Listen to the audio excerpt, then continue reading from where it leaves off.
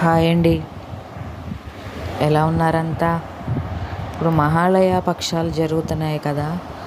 ఈ మహాలయ పక్షాల గురించి నేను ఒక 4 వాక్యాలు చెప్తానండి.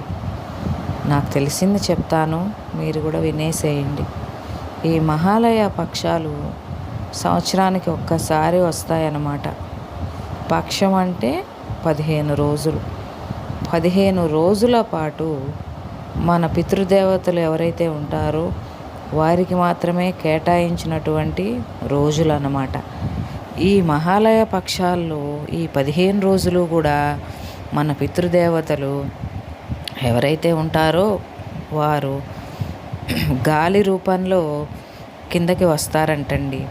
వారు గాలి రూపంలోనే తిరుగుతూ ఉంటారనమాట.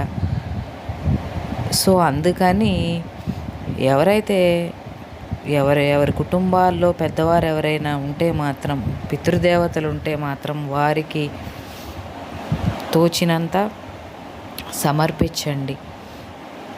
అందరూ ఎక్కువగా చేయలేకపోవచ్చు, కానీ సింపుల్గా చేసే పద్ధతులు మాత్రం నేను చెప్తాను. వీలైన వారు, అవసరం ఉన్నవారు ఇవి పాటించండి. మొదటి ముఖ్యమైనటువంటి ఏంటంటే, ప్రతిరోజు మనం అన్నం వండుకుంటాం కదా. ప్రతిరోజు మనం మధ్యాహ్నం అన్నం వండుకుంటాం. 12 అన్నం వండేసి చక్కగా స్టార్టింగ్లోనే గోడ మీదో అలాగా పెట్టండి. కొంచెం అన్నం ముద్ద చేసి పితృదేవతల్ని తలుచుకొని అన్నం పెట్టండి. పెట్టి నమస్కరించుకోండి. మనసులో తలుచుకొని నమస్కరించుకొని పెట్టండి. ఇలా పెట్టడం వల్ల వాళ్ళు కాకి రూపాన వచ్చి దాన్ని స్వీకరించి వెళ్తారనమాట. కొంచెం స్వీకరించినా చాలండి. కాకి రూపంలో వచ్చి కొంచెం స్వీకరించి వెళ్తారనమాట. అది వాళ్ళ కడుపు నింపుతుంది. రెండో నియమం ఏంటంటే, గోశాలలు ఉంటాయి కదా.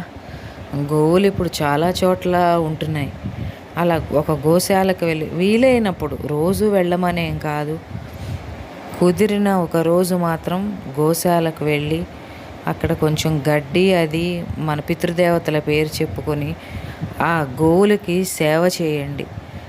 గోసేవ చేయటం వల్ల చాలా ఉపయోగాలు ఉన్నాయండి.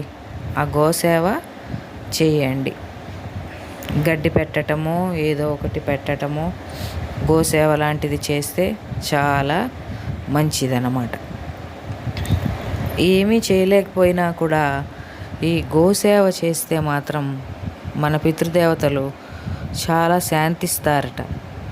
సో వీలైన వారు ఈ 15 రోజుల్లో ఒక్కరోజైనా సరే గోసేవ చేయండి. వారి తిథి ఉంటుంది కదా, తిథి రోజున గోసేవ చేయండి.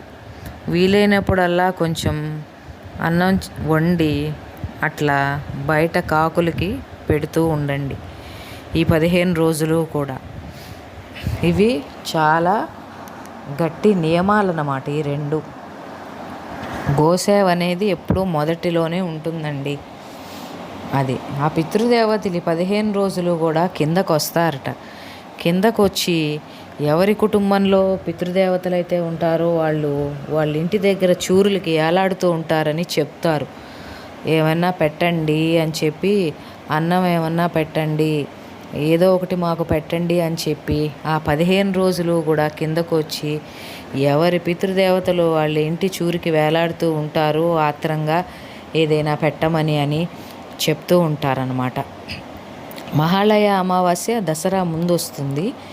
దసరా ముందు వచ్చేటటువంటి ఆ మహాలయ అమావాస్య చాలా పెద్ద అమావాస్య అండి. సంవత్సరంలో కల్లా అతిపెద్ద అమావాస్య ఏదంటే మహాలయ అమావాస్య. మహాలయ అమావాస్య రోజు మన పితృదేవతల్ని తలుచుకొని గారెలు వండి పెట్టండి. గారెలు వండి నమస్కరించుకొని పెట్టండి. ఇది చాలా మంచిది. ఇది ఎన్నో నియమం? 3వది. 4వది ఏంటంటే, మన పితృదేవతలు ఉంటారు కదా కుటుంబంలో, వారికి 4 పూలు కోసుకొచ్చి కొంచెం ఓపికగా ఉంటే దండగుచ్చి వేయండి, లేదా ఒక పువ్వు సమర్పించి చేతులు జోడించి దైవంకి ఎలా అయితే మనం నమస్కారం చేస్తామో అలాగే నమస్కారం చేసి మమ్మల్ని రక్షించు అని చెప్పి ప్రార్థించండి. ఈ నియమాలన్నీ పాటించండి. మన కుటుంబంకి అలా అయితే ఎవరైతే చేస్తారో వారి కుటుంబాలని అందరినీ పితృదేవతలు రక్షించి కాపాడతారనమాట. మన కుటుంబాన్ని రక్షించడంలో దైవానికి ఎంతైతే ప్రాముఖ్యత ఉంటుందో పితృదేవతలకు కూడా అంతే ప్రాముఖ్యత ఉంటుంది. సో వీలైన వారందరూ కూడా ఈ మహాలయ పక్షాలు అక్టోబర్ 3 వరకు ఉన్నాయి. వీలైన వారు వీలైనట్లు కొంచెం ఒకరోజైనా సరే, కనీసం వారి తిథి రోజైనా సరే పాటించాలని కోరుకుంటూ ఉంటానండి మరి.